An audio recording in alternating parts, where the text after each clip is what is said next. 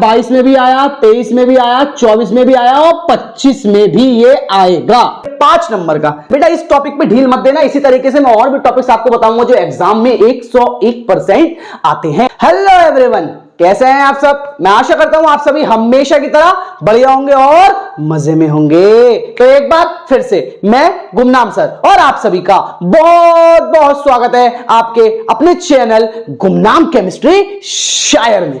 तो बेटा जैसा कि 7 से 10 मिनट स्पेशल में अपना क्लास 12th का आज चैप्टर है विलियन, और विलियन चैप्टर का वीडियो नंबर है 19। ठीक है, और टॉपिक बेटा क्या है?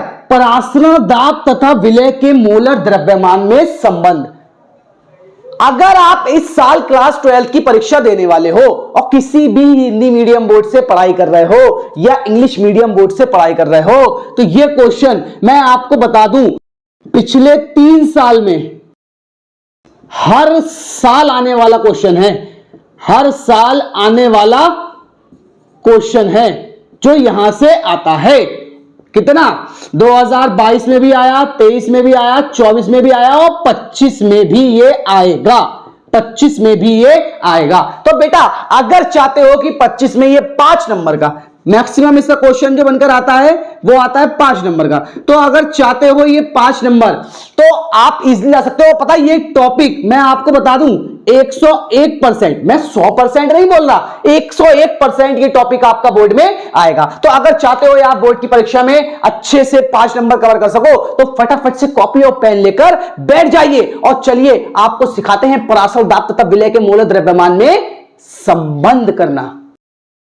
तो चलिए बेटा फटाफट से सीख डालते हैं यार, संबंध सीख जाएंगे। देखो अगर आप इसका संबंध सीखना चाहते हो तो यार परासरण दाब जरूर सीख लेना, है नहीं है? अब देखो मैं यहां पर आपको इसका संबंध सिखाता हूं। देखो परासरण दाब जो होता है ना, परासरण दाब के 2 नियम होते हैं। एक होता है वॉयल वॉन्ट हाफ नियम। कौन सा नियम होता है? एक होता है वॉयल वॉन्ट हाफ नियम और एक होता है चार्ल्स वॉन्ट हाफ नियम।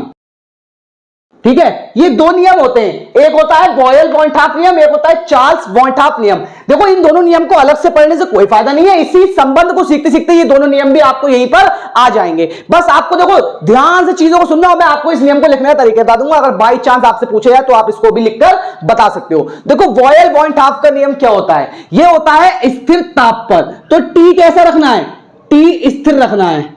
स्थिर ताप पर किसी तनु विलयन, दोनों ही देखो परासरण दाब के जो नियम होते हैं वो सिर्फ और सिर्फ तनु विलयनों पर लागू होते हैं। ठीक है, तो स्थिर ताप पर किसी तनु विलयन का परासरण दाब उसकी सांद्रता, तो परासरण दाब को P से या पाई से भी कर सकते हो और सांद्रता को C से के समानुपाती होता है। इसे माना समीकरण 1। यह होता है वॉयल वॉन्ट हाफ नियम।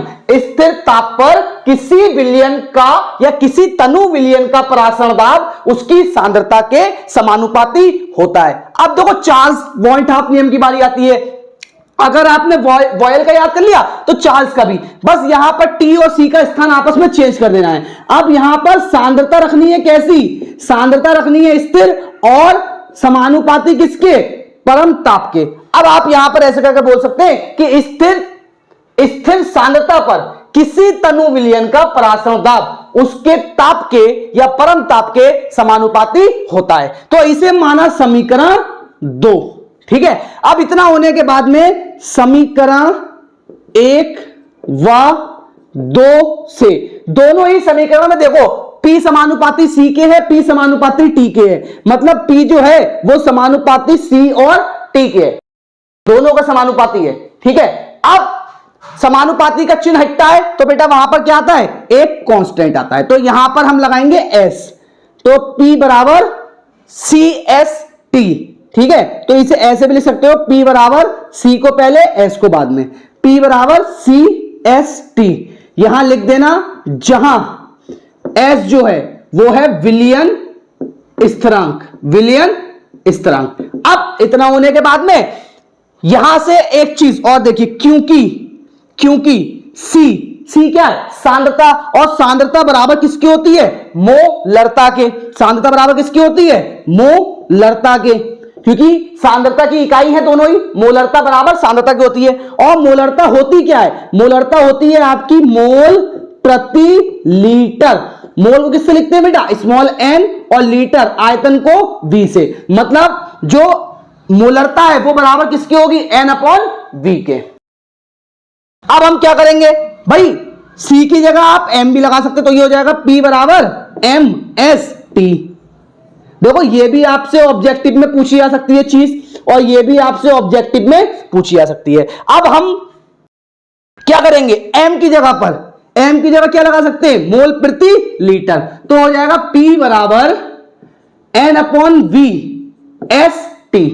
ये हुआ। अब आप V को इधर ले आइए, तो ये हो जाएगा PV बराबर एन एस टी। ठीक है, ये कहलाती है विलियन समीकरण। PV बराबर एन एस टी, विलियन समीकरण। अब आपसे ये भी ऑब्जेक्टिव में पूछी जा सकती है चीज। अब इतना होने के बाद में, क्योंकि n क्या है यहां पर? मोल। और मोल का फॉर्मूला मैंने बोला है, केमिस्ट्री में एक मोल का फॉर्मूला है जो हर किसी सवाल में काम में आता है। मोल बराबर होते हैं ग्राम बटे में अणु भार। तो कौन सा फॉर्मूला होता है बेटा? ग्राम बटे में अणु भार। और ग्राम वेट को किससे लिखते हैं? W से। और अणु भार मास, तो इसको किससे लिखते हैं? M से। ठीक है, M से। अब बस यहीं पर आपकी कहानी समाप्त हो जाती है। N की जगह पर क्या लगा दीजिए? W upon M। तो हो जाएगा PV बराबर W upon M S T। यही जो होता है बेटा, ये आपका होता है परासरण दाब तथा विलय के मोलर द्रव्यमान में संबंध। ये रहा आपका विलय का मोलर द्रव्यमान।